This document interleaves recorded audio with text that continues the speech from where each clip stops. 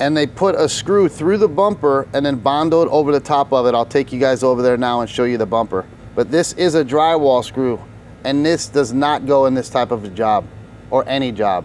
You can see here they put the screw in it, and then they just put Bondo over the top of the bumper to hide the screw, and it didn't stick at all, and there's no adhesion. So beware of these guys out there that are telling you they're gonna get your car looking right, because this is the kind of work that's usually done. So I wanna save you guys the headache of getting this type of repair done. If someone comes up to you in a parking lot and says, hey, I can make that look better, beware, because this is the type of repair that you will get. And that is not satisfactory, especially when you remove the bumper and you see you have inner damage, and that could be a problem because these vehicles are designed to, when they get in an accident, to perform a certain way. And once that is compromised, that can change the whole way that this job is gonna have to be handled. So this job was done in a parking lot. So beware of those parking lot lizards. They'll try to get your stuff fixed up for you, but you can see here that this job wasn't done to anybody's satisfaction, and now it's in the place to get handled the right way. But why I'm showing you this one is because even though you may have thought you just had cosmetic, damage to the outside, once the bumper was removed, and we know that wasn't done in the parking lot, you have inner areas of this quarter panel that are damaged. So when this car is made, it's designed to take an impact, and once this is damaged, this will not act the same way. So you always want to make sure that you take your car to a certified shop to get looked at, to get your estimate. That way this job can be handled, because now that we've got this thing is going to have to come off. We have to put a whole new quarter panel, and we're going to put a new bumper on it as well. So there's a lot more involved in just making something look good, and we know this does not. So we're going to follow this one through the job. My man Dustin's going to get this one all cut back off. We're going to put a new quarter on, and we're going to give this customer the repair that they're really looking for.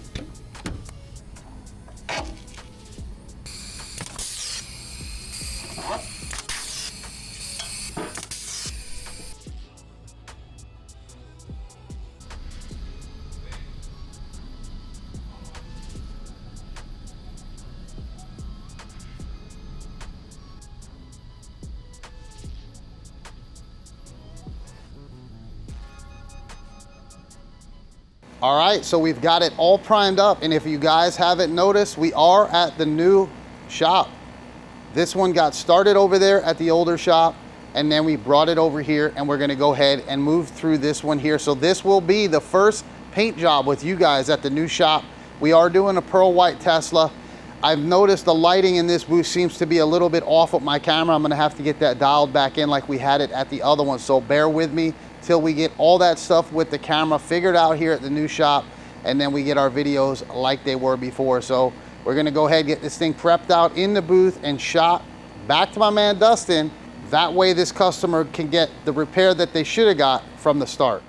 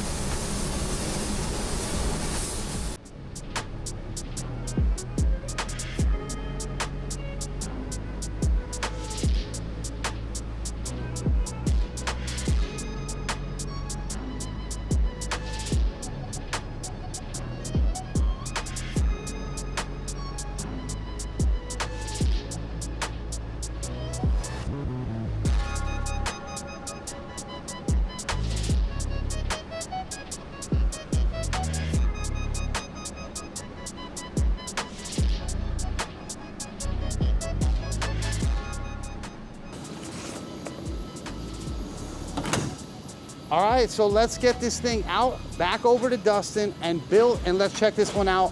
Done, to me, the certified way, the right way. All right, so while that's baking, I'm gonna sit down a minute and tell you guys a little bit about what's going on here at the shop. So we switched over to this new shop. It's a bigger shop. We're gonna be able to do more work here. This is gonna be the Lux facility, and that means that we're gonna handle the high-end vehicles as well as a lot of the EVs. So we've gotta have what we need to do what we've got to do around here. And one of the main problems that we have a lot of times in a body shop is having a dead battery. So I reached out to WOLFBOX because I was a really big fan of that air duster that they had, and they make quality tools. And we picked up one of their jump starters, and this one here is a battery pack that will start up the vehicle. And not only will it do that, but it also has an air compressor. So